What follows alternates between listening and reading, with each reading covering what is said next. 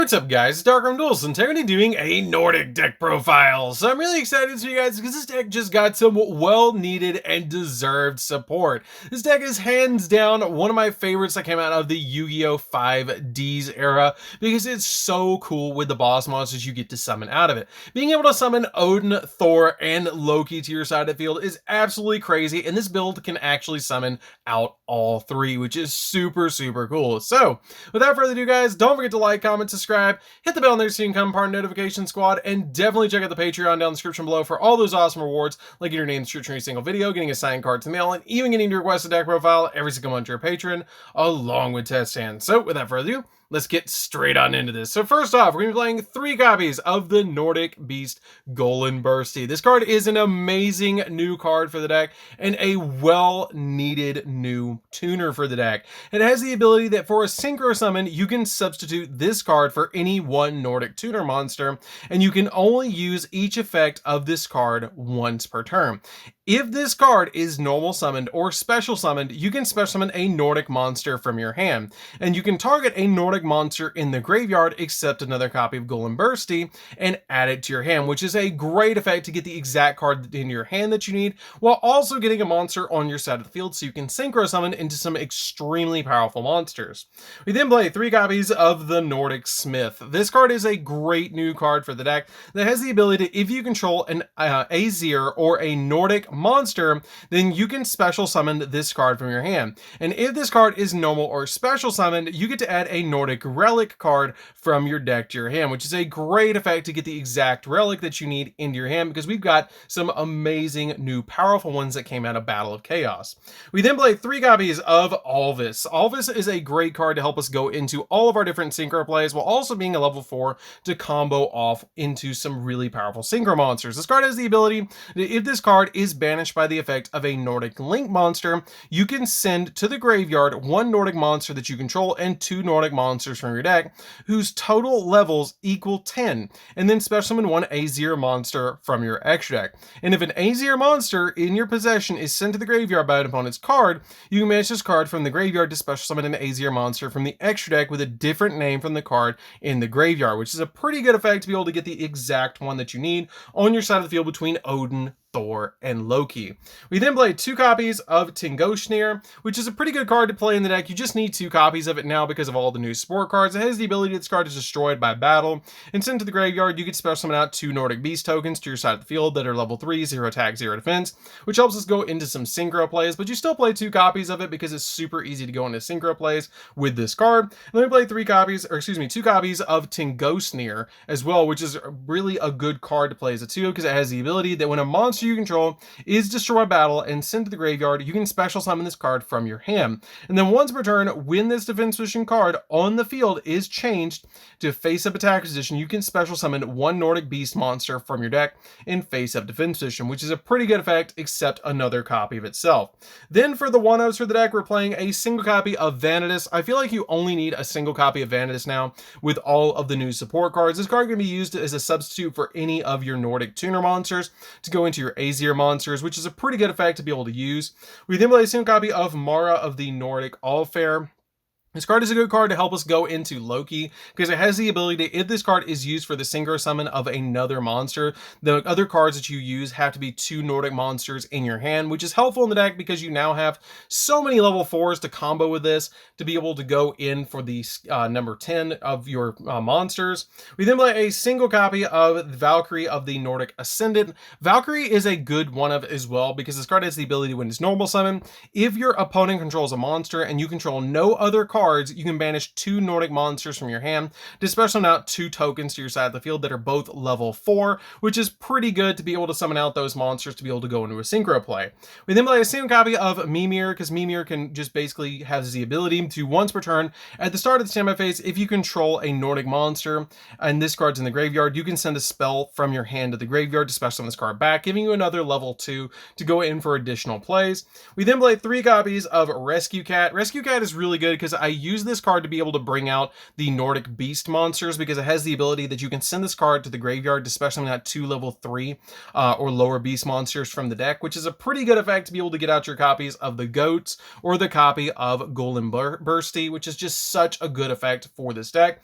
We then play 3 copies of Ash Blossom. Ash Blossom is really good because it basically makes it so your opponent can't touch the deck, which is just super helpful. And then 2 copies of Effect Veiler just to be able to negate monsters effects that your opponent controls. It also combos very well with the card that we're playing in the extra deck, so you definitely want to play 2 copies of Effect Veiler. I did consider actually playing 3 in this deck. So that's it for the monsters, guys. Let's get into the spells. So for the spells, we're going to be playing a single copy of Monster Reborn. Monster Reborn is basically here to be able to use as an extender for the deck to be able to get any monster that you need back out of the graveyard to be able to go in for all those different plays that you need to go for. A single copy of Rhoda to be able to get your copy of the Smith out of the deck to be able to go in for all the different plays. And it's just such a good card to be able to search with this card. We play a single copy of Called by the Grave to be able to stop your opponent's hand traps. This card is just such a good card in the deck as a 1-of. 1 copy of Instant Fusion, basically be an extra copy of Called by the Grave because you can summon out your copies of Millennium Aesir Strict with this card. It's just such a good card to be able to summon to your side of the field to basically make so your plays go through. 1 copy of Foolish Burial to get the exact monster you need in the graveyard when you need it. A single copy of Harpy's Feather Duster just to be able to get rid of back rows so you can go in for your plays. It's just such a good card in this deck.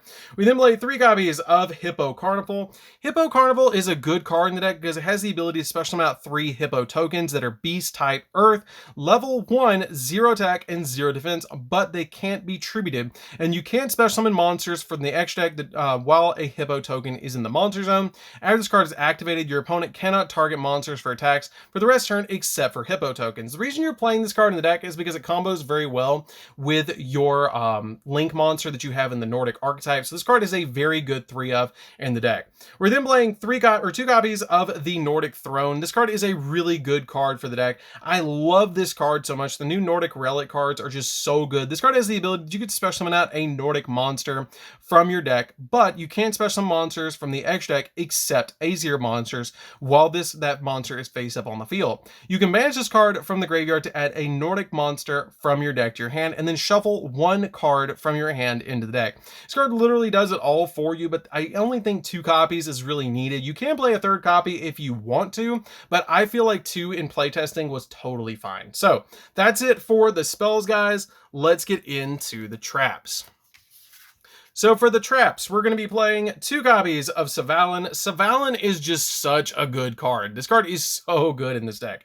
It has the ability, if you control an Aesir monster, you can negate the effects of all face-up cards your opponent controls. That is really, really good until the end of this turn. You can also tribute a Nordic monster and then target an Aesir monster in the graveyard and special summon it back to your side of the field, but you can only use 1 of Svalin's effects per turn. You can't get both of them, but this card is just so good because it's basically Monster Reborn and Dark Ruler No More tied into 1 card. That is just so good.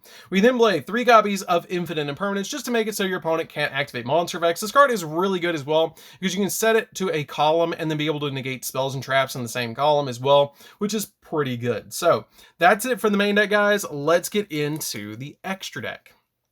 So for the extra deck, we're going to be playing 2 copies of Odin, Father of Aesir. This card is a great 2-of in the deck. Odin is just such a good card because it's so easy to summon. It's a 4,000 attack point monster and has a great effect. It has the ability that once per turn, during your main phase, you can activate this effect to have this card become unaffected by effects of spell and trap cards until the end phase. And then during the end phase, if this face-up card on the field was destroyed by an opponent's card, either by battle or by card effect, and is sent to the graveyard, this turn you can banish 1 Nordic Ascendant Tuner monster from your graveyard to special summon this card from the graveyard. And when this card is special summoned by this effect, you get to draw a card, which is pretty good, especially on a 4,000 attack point monster that can float back to the field. That is really, really good. We then play 2 copies of Thor, Lord of Aesir. This card is the one that I summon out the majority of the time in this deck because of all the Nordic beast monsters, and it has the ability that once per turn, you can negate the effects of all face-up monsters monsters your opponent controls until the end phase. And then during the end phase, if this face-up card on the field was destroyed by an opponent's card, either by battle or by card effect, then you can banish one Nordic beast tuner monster from the graveyard to special summon this card from the graveyard. And when this card is special summoned by its effect, you inflict 800 points of damage to your opponent, which does start to add up when this card comes back over and over again by banishing your copies of Golem or either copies of your Nordic goats. We then play a single copy of Loki, Lord of Aesir. This card is a good one of in here. You don't summon it quite as much as you summon Thor and Odin, but it's still a really good card to play at least at one. It has the ability that once per turn, when your opponent activates a spell or trap card during the battle phase, you can negate the activation if you destroy it. And it also has the ability during the end phase, if this card is destroyed battle by card effect by an opponent's card, you can banish one Nordic all-fair tuner monster from your graveyard to special summon this card back to the field. And when this card is special summoned by this effect, you can select a trap card from the graveyard and add it to your hand, which can get back your copies of your Infinite Impermanence, or it can even get back your copies of Svalin back to your hand, which is super good. We then play 3 copies of Golvig. Golvig is just so good as a 3-of in this deck. You got to play 3 copies of Golvig because Golvig combo is really good with Alvis in the deck to be able to get your copies of your cards on your side of the field. This card is so good in this deck. We then play a single copy of Access Code Talker to give us additional pops, Unicorn to spin stuff, and a single copy of Salim. Now this card is really good in the deck because basically what you can do with this card is if you have multiple spells on the field or in the graveyard, you can use this card to be able to get spell counters on this card. And if you have 3, you can actually remove them to be able to special summon out a spellcaster to your side of the field that you can then link summon with this card to go into your copy of Access Code Talker, giving you a link 3 in the grave to boost up to 53, while also giving it a light attribute in the graveyard to be able to use for a banish to pop, which is pretty good. We then play a single copy of Nightmare Phoenix to pop spells and traps, 1 copy of Needle Fiber because you can make Needle Fiber, you can make Selene, and if you can make Selene, you can make Access Code to get you into that really powerful boss monster.